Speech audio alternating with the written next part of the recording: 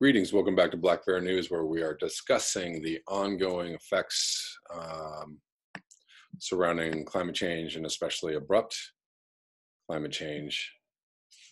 Let me time this video. And I wanted to come back with this video and just bring you an opinion piece or two.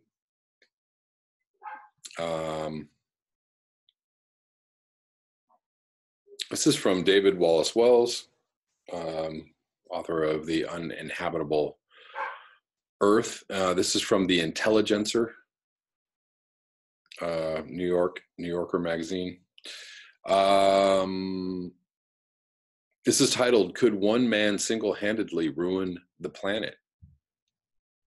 How much damage can one person do to the planet? For that matter, how much can one do to save it or help save it? Unless that person is Xi Jinping, the autocrat for life in charge of the world's most populous country and its rapidly industrializing state capitalist economy. The answer is usually not very much. Even Donald Trump's contribution to climate catastrophe is relatively modest.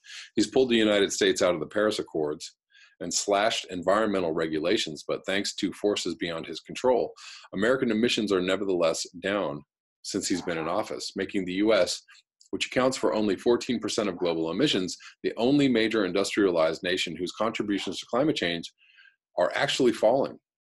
The problem of global warming is just so big and so diffuse that the impact of any single actor, no matter how powerful, is relatively small. That is why global cooperation is so important and why coordination is so difficult.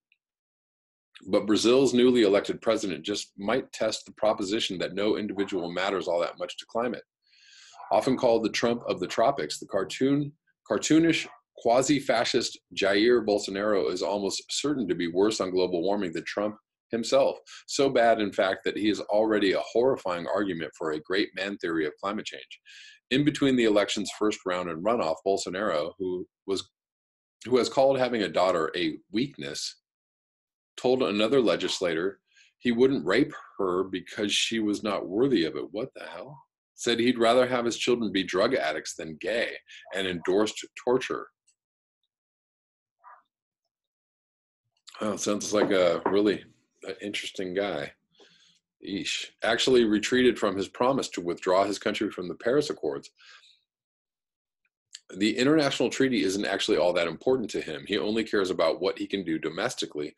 Bolsonaro wants to do as he'd like to in the Amazon, 60% of which sits within Brazilian borders.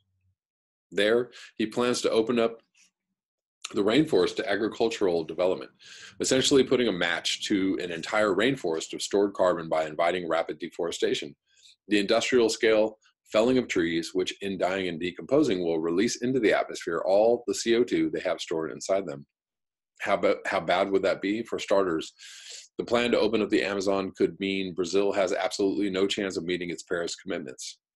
A group of Brazilian scientists has estimated that between 2021 and 2030, Bolsonaro's deforestation would release the equivalent of 13.12 gigatons of carbon.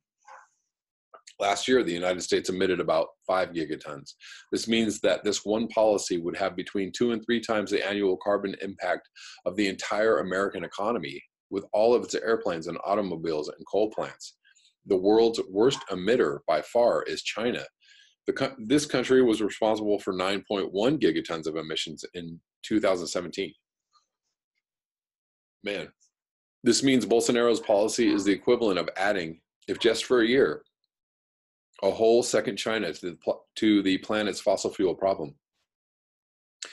And on top of that, a whole second United States. This is not a climate that can tolerate another China. According to the UN's recent IPCC report, we may not be able to tolerate the one we have for 12 more years. Bolsonaro's single policy would fully eat up 20% of stable climate's total remaining carbon budget. 20% of a stable climate's total remaining carbon budget. As Emily Atkin put it in the New Republic, the livability of the entire planet is at stake.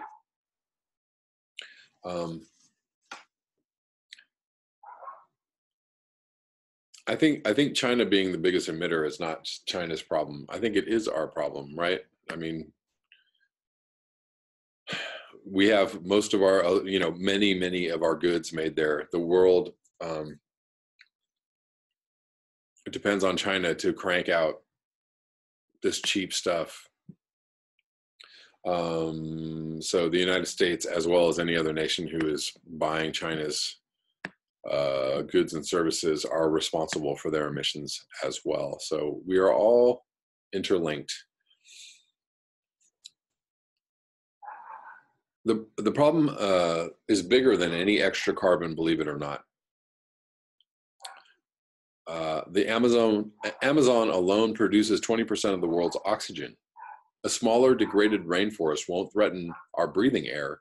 There's just way too much oxygen around for us to ever worry about that. But the figure does signal just how prolific the Amazon is at a photosynthesizing force, as a photosynthesizing force, which is critical because it produces all that oxygen out of carbon, which it sucks out of the air, and not just a little. The trees of the Amazon take in a quarter of all the carbon absorbed by the planet's land each year.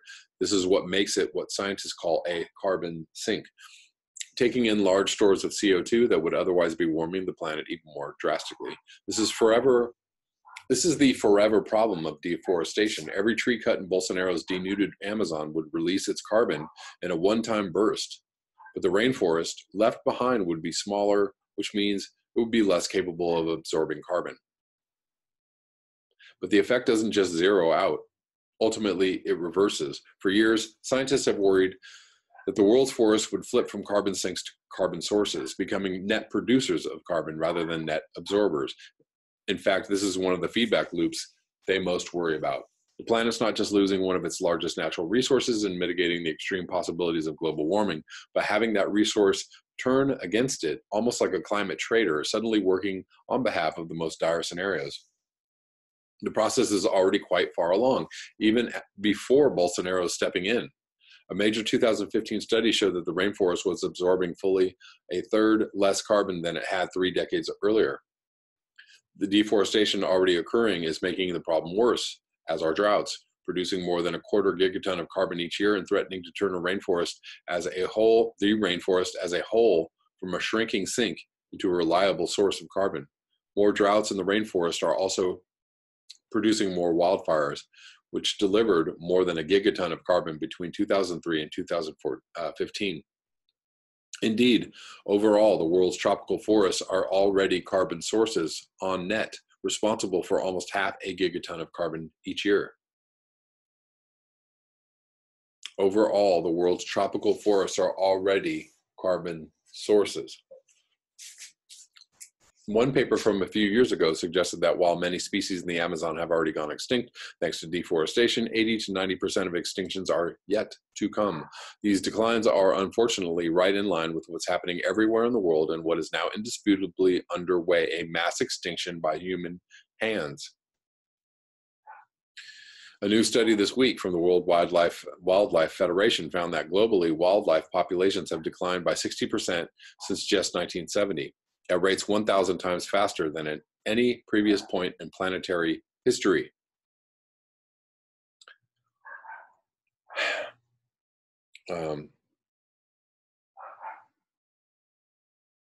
That is a globalist agenda, all you guys.